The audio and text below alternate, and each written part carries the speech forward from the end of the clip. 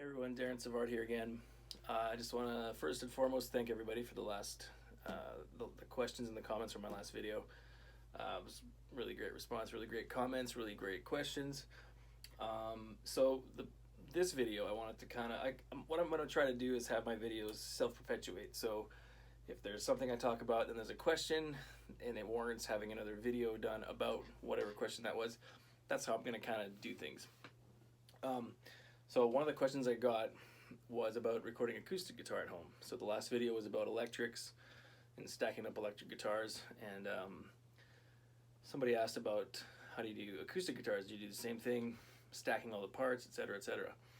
Which, so the answer, which I will show you in a second, is yes, I do stack the parts and kind of give options. That's kind of the beauty of recording at home, is you can kind of take your time and stack up the parts and give the producer options, because in this day and age you can edit anything. You could, you're not committing to tape or anything, so you can kind of have a bunch of tracks, little bits here and there, and just kind of give the producer lots of options.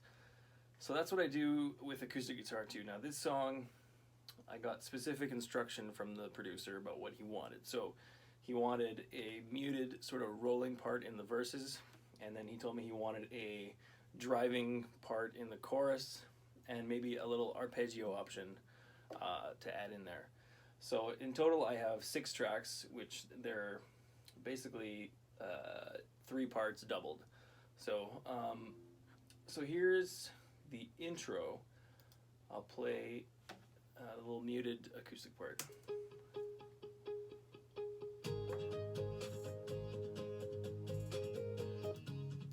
So you hear this.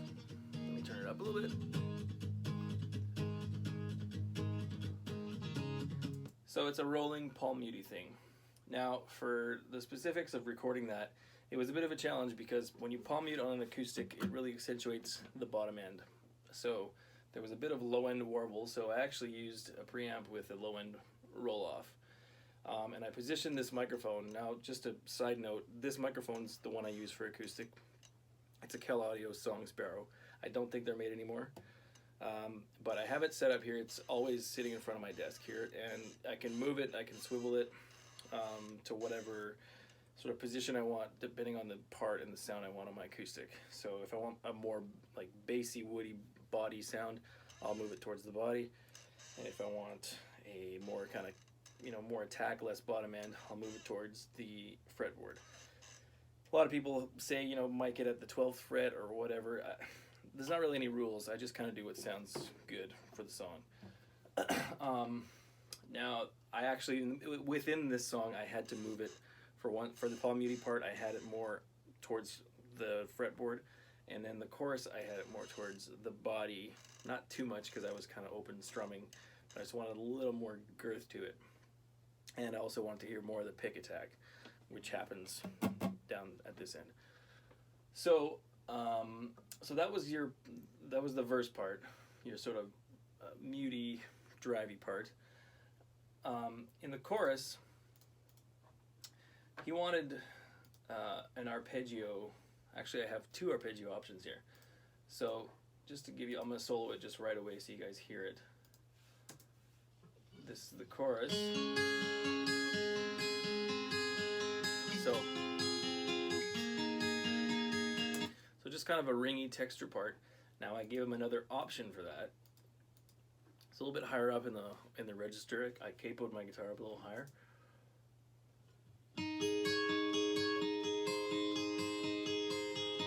So you get the idea. So those 2 parts, he could very well use them both, who knows, but I just kind of gave him the option because maybe he wants a lower ringy part or a higher one. I could even probably done a higher one, but you got to kind of leave space for other instruments.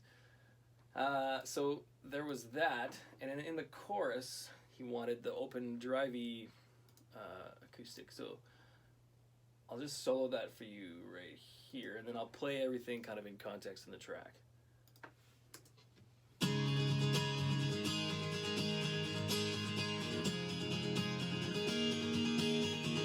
Very, very drivey.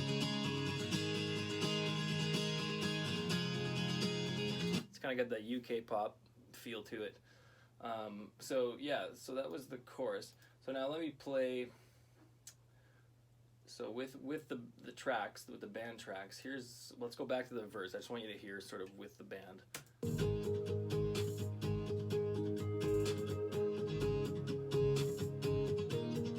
So everything's kind of open and spacey, but that's really tight and kind of drivey. So it's a nice rhythm element to be added to the song. Now the chorus, here is the drivey part here in the chorus.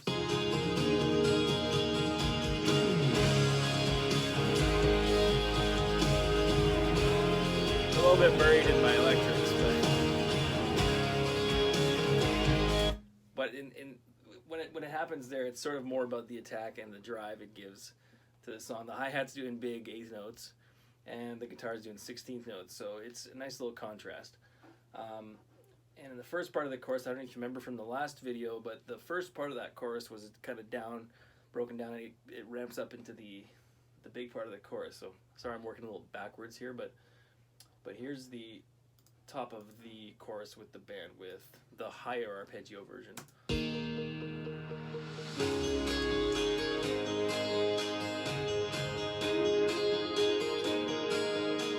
So you get the idea. Let me just put in the low arpeggios with the band so you hear kind of how that sits in the mix. Sorry.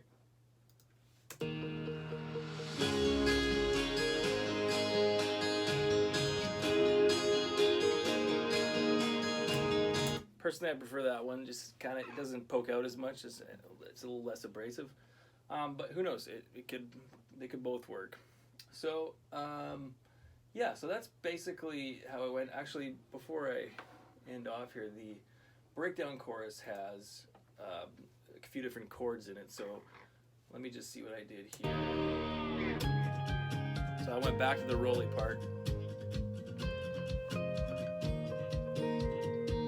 So that's the chorus chords with the intro and verse approach.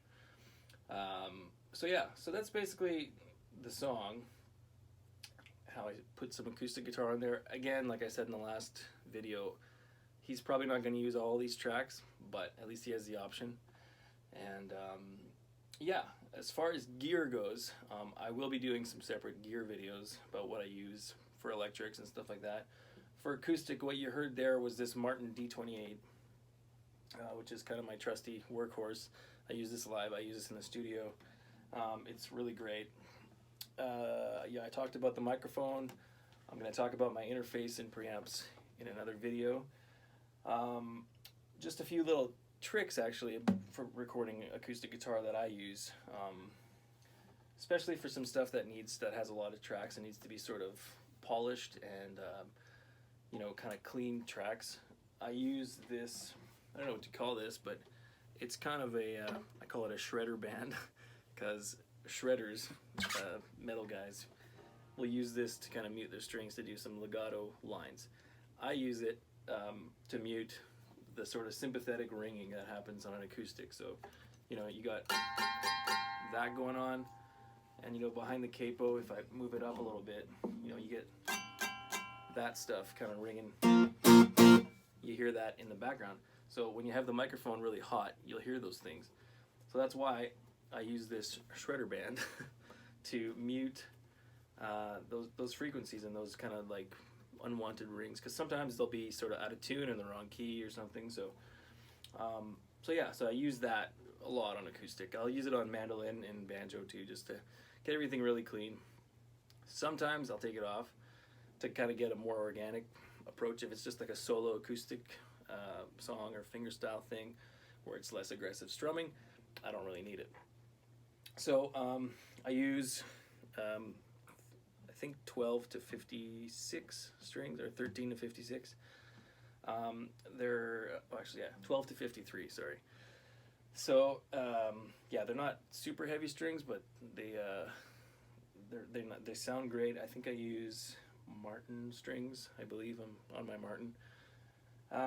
Yeah, and that's kind of that's the acoustic world here. And yeah, if you have any more questions or comments, leave them in the comments section, and we'll see you in the next video.